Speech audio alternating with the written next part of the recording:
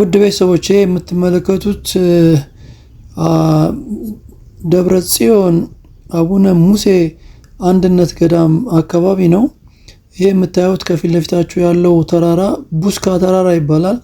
ይህን ተራራ ከዚህ በፊት በዓለማዊ መጽሐፉ ፍቅረ ማርቆስ ደስታ ጽፎት ከቡስካ በስተጀርባ የሚል መጽሐፍ አንብባችሁ ከሆነ ይህንን ተራራ በደንብ ምስሉን ከጽሁፉ ታገኙታላችሁ ብዬ አስባለሁና በዚህ ተራራ አጠገብ ነው የሚገኘውና በጣም የቅዱሳን አካባቢ ነው። እንደሚታወቀው በጣም ሰላማ ያለው ደስ የሚል ገዳም ነው። በተለይ ደግሞ ለሱባኤ በጣም ምቹ ቦታ ነው። ተመስጦ ለመያዝ ከእግዚአብሔር ለመገናኘት በጣም አስፈላጊ ቦታ ነው። ቆሮንቶስ ሚዲያ ተከታዮች በያላችሁበት ሰላም እግዚአብሔር ከእናንተ ጋር እንዲሆን እንደ ሁሉም ምኞቴ ነውና ሰላም፣ ፍቅር፣ አንድነት፣ መተሳሰብ ከእናንተ ጋር ጸንቶ ይኑርላችሁ የሚል ምኞት አለኝ። ዛሬ ደግሞ 5ኛ ቀን የጉዞ ማስታወሻዬን ነው ማካፈላችሁ።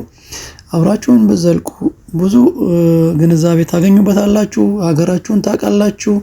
ምን እንደጎደላት ሀገራችንን በደንብ ትረዱበታላችሁ ብዬ አስባለሁ። አብረን እንቆይ። በስመ አብ ወወልድ ወመንፈስ ቅዱስ አሐዱ አምላክ አሜን። ሁሉም ሰው ባያችሁት ተከታታይ ቀናት ጉዞ ሰውነቱ የዛለ በመሆኑ በስጋ ድካም ተኝተን ሳለን እንደ ልጅነታችን ማለት ይቻላል አባቶች መነኮሳት ሐምሌ 18 ቀን 2018 ዓ.ም ከንጋቱ 11 ሰዓት ከ30 ሲሆን መኝታችን ድረስ መጥተው እንድነሳ በእጅ አጨብጫባ ቀስቅሰውን ሁሉም ከድካሙ ጋራ እየታገለ ተነስቶ መኝታችንን በመሰብሰብ ወደ ውጪ ወጥተን በያዝናቸው የፕላስቲክ ኮዳ ውሃ እየተካፈልን ተጸዳድተን ወደ መኪናችን በመሄድ ሻንጣዎቻችን እየተቀባበልን ጫንን። በመቀጠል በሰላም ያሳደረንን እግዚአብሔርን ለማመስገንና የዕለቱም ጉዞ የተቃና እንዲሆን የግል ጸሎት ለማድረግ ወደ አቡነ ሙሴ ጸሊም ቤተ መቅደስ በመሄድ ጸሎት በማድረስ ችለናል። የተወሰኑት ወደ ጸበል ቦታ በመሄድ መጠመቅ ችለው ነበር። ከዚህ ቀጥሎ ያለው ጉዞ ሁኔታ የጉዞ አስተባባሪ በገለጸው መሰረት ሁሉም ተሰብስቦ ከየቦታው እስኪመጣ ጥቂት ቆይታ ሆኗል።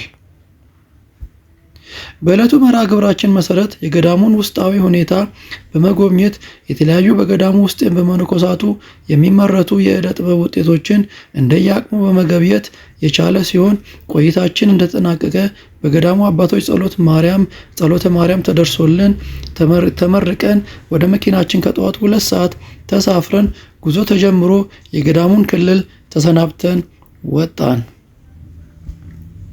ትላንት ስንመጣ ያስቸገረንን ዳገታማ መንገድ አሁን ደግሞ ቁልቁለቱን በጥንቃቄ በመውረድ ሻንቆ ሊቀ ሰማዕት ቅዱስ ጊዮርጊስ ቤተክርስቲያን አካባቢ ህብረተሰቡን እያስተባበሩ የነበሩ አንድ አባታችን ትላንት ያልሰማነው ስንመለስ መታማቸውን በመስማታችን ለእርሳቸው መጠየቂያ ሊሆን የሚችል ገንዘብ ከተጓዦች ተውጣቶ በመስጠት ጉዟችን በሐሴትና በፍጹም መንፈሳዊ ቤተሰባዊነት ቀጠለ።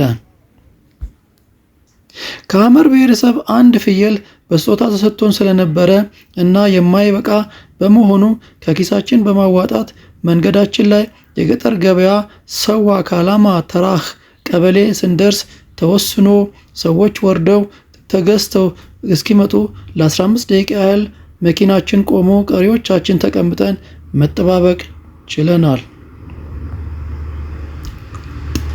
ግዢው ተጠናቆ ፍየሎቹ መኪና ላይ ተጭነው ከዚህ በኋላ ያለው መዳረሻ በአስተባባሪያችን ያልተገለጸ በመሆኑ ማወቅ አልቻልንም። ምክንያቱ ደግሞ መርሃ ግብሮች እንደየመንገዱ ሁኔታ እንደ መልክዓ ምድሩ የሚወሰን ሲሆን አሁን ደጋማ ክፍሉን ለቀን ወደ በረሃማው አየር ክልል እየገባን እንገኛለን። መልካም መንገድ እንዲሆን በየግላችን ጸሎት እግዚአብሔርን እየጠየቅን እየተጓዝን እንገኛለን። ከተወሰኑ ኪሎ ሜትሮች ጉዞ በኋላ ተመልሰን የሐመር ብሔረሰብ ከተማ ከሆነችው ዲመካ በመድረስ ለቁመተ ስጋ እንዲሆን ቁርስና ምሳችንን አንድ ላይ ለመመገብ እና ከበድ ወደሚለው የበረሃ አካባቢና የኬንያ ድንበር ቅርብ ከሆነችው ዳሰነች ከተባሉት ብሔረሰብ ካሉበት ቡቡአ ቀበሌ በመሄድ እዚያ አካባቢ ያሉትን የቡቡአ ቅድስት አርሴማ ቤተክርስቲያን መቅደስ በመሳለም ከማህበረሰቡ ጋር ለመነጋገርና በሃይማኖታቸው እንዲጠነክሩ የስብከተ ወንጌል ስራ እንደሚከናወን በአስተባባሪያችን ተገልጾልን የ1 ሰዓት የእረፍት ተሰጥቶን መኪናችን ከረፋዱ 5 ሰዓት ከ30 ሲሆን በመቆሙ ከተለመደው እና አስተናጋጃችን ከሆነችው ሚሚ ከተባለችው ምግብ ቤት እንደየፍላጎታችን ምግብ አዘን ተመግበን ጉዞውን መነሻ ሰዓት በመጠባበቅ ላይ እንገኛለን። በተገለጸው የምሳ ቆይታ ጊዜ ጉዞ ማድረግ ያልተቻለበት ሁኔታ በመፈጠሩ መዘግየት ግድ ሆኖ ነበር። ምክንያቱ ደግሞ ከተማዋ ትንሽና ታዳጊ በመሆኗ ብዙ ምግብ ቤቶች ባለመኖራቸው ነበር። ችግሩ ደግሞ በኢትዮጵያዊ ባህል መሰረት አንድ ሰው ወደ ወዳጁ ቤት ሲሄድ ባዶ እጁን ስለማይሄድ ለቤተሰቦቻችን የዳሰነች ማህበረሰብ ምግብ እንዲዘጋጅ ለሚሚ የተነገራት በመሆኑ ከብዛቱ የተነሳ ማድረስ ባለመቻሏ መቆየት የግድ ሆኗል። በመጨረሻም ሁሉም ነገር ተሳክቶ የዘጋጀውን ምግብ መኪና ላይ ጭነን ሁላችንም ተሳፍረን ቦታችንን እንደያዘን ጉዞ ተጀመረ። ዕለቱም በእግዚአብሔር አፈጣጠር ዑደት መሰረት ፀሐይ ያዘቀዘቀች ከቀኑ 8 ሰዓት የሚያሳይ በመሆኑ መዳረሻችን መንገዱ አስቸጋሪ ከመሆን ጋር ተዳምሮ ደርሶ አድርሶ መመለስ ስለማንችል ወደ ቡቡአ ቅድስት አርሴማ ቤተ መቅደስ መጓዝ የዳሰነችን ማህበረሰብ ማግኘት ቀርቶ መርሃ ግብሩ ተከልሶ ከቀኑ 10 ሰዓት በመንገዳችን ላይካ ቀበሌ ክልል የሚገኘውን መርመርቴ ቅድስት ሥላሴ ቤተክርስቲያን በመግባት ቤተ መቅደስን ተሳልመን ለአካባቢ ማህበረሰብ የሚገባውን አድርገን ሐምሌ 19 2018 ዓ.ም የሚከበረውን እና አዲስ የተገነባውን የቅዱስ ገብርኤል ቤተ መቅደስ አስመርቆ ዓመታዊ በዓል ላይ ለመሳተፍ መኪና ተሳፍረን ጉዞ ተጀመረ።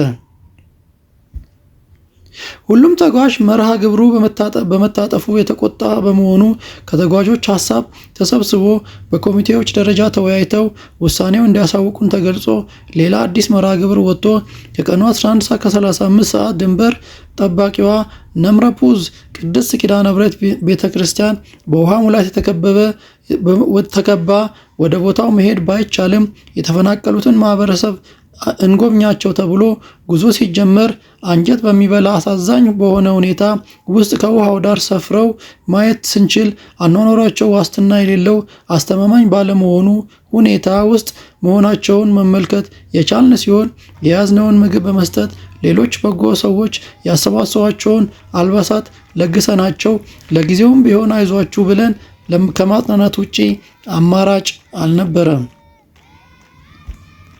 ከዚህ በፊት በነበረን ጉዞዎች ነምረሙዝ ቅድስት ኪዳነ ምሕረት ከማህበረሰቡ ጋር በመሆን እናከብራት የነበረችው እንደምታዩት በውሃ ከተከባ ቤተ መቅደሷ አይናችን እንባ አቁርሮ ከርቀት በመመልከት ብቻ ሆኗል።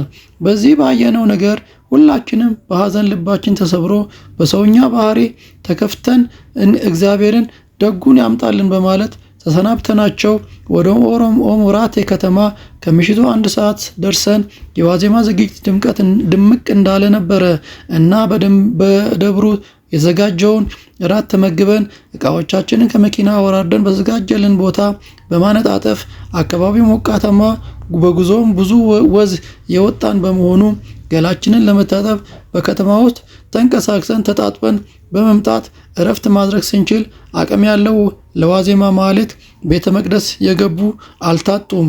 ደህና ደሩ። የነገ ሰው ይበለን። አሜን።